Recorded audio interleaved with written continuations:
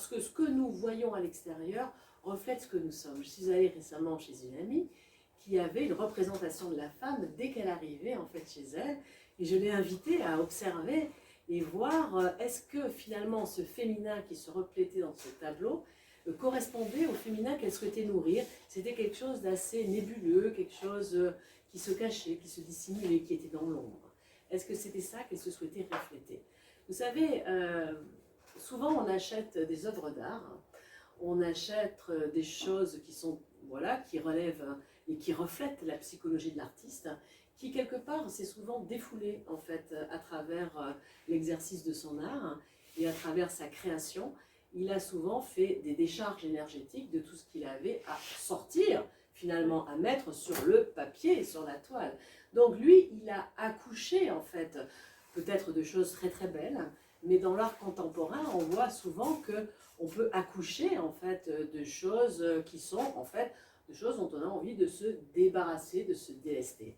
Sauf que vous, quand vous allez acheter cette œuvre d'art, vous l'amenez chez vous, vous allez nourrir en fait, et vous allez amener quelque chose qui n'est peut-être pas de l'ordre de la clarté, de la lumière, du savoir, de l'amour que vous souhaitez vibrer.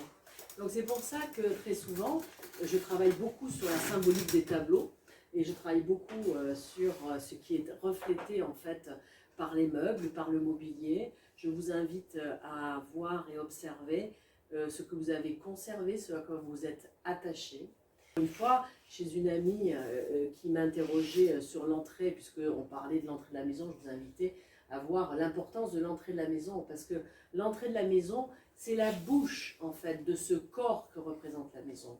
C'est ce qui alimente sans arrêt, parce que vous êtes sans arrêt en train d'aller, venir, ouvrir, fermer, de repasser sur le hall d'entrée. Donc tout ce que vous mettez dans le hall d'entrée est super important parce que c'est l'énergie qui est la plus brassée en fait dans l'habitat. Voyez. Et cette personne avait mis ses aïeux. Elle avait mis en fait son grand-père et sa grand-mère qui trônaient.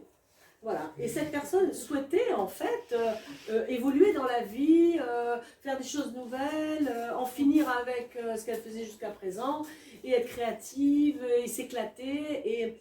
Et donc elle était quelque part chapeautée, gouvernée en fait par ses aïeux. Je l'ai donc invitée à observer si elle pouvait déplacer les aïeux ailleurs. Car dans la cave, par exemple, on peut les inviter à la cave.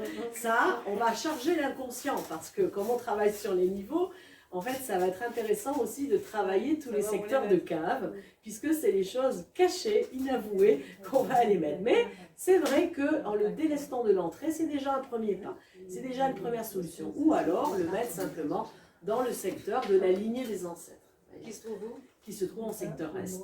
Mais ça dépend quel présupposé vous avez mis de votre bagua aussi. Donc c'est pour ça, c'est assez compliqué. Mais il y a un lieu en fait pour les ancêtres et pour la lignée et pour les honorer. Mais par contre, on ne les met pas à l'entrée où sans arrêt ils te gouvernent. Vous voyez ?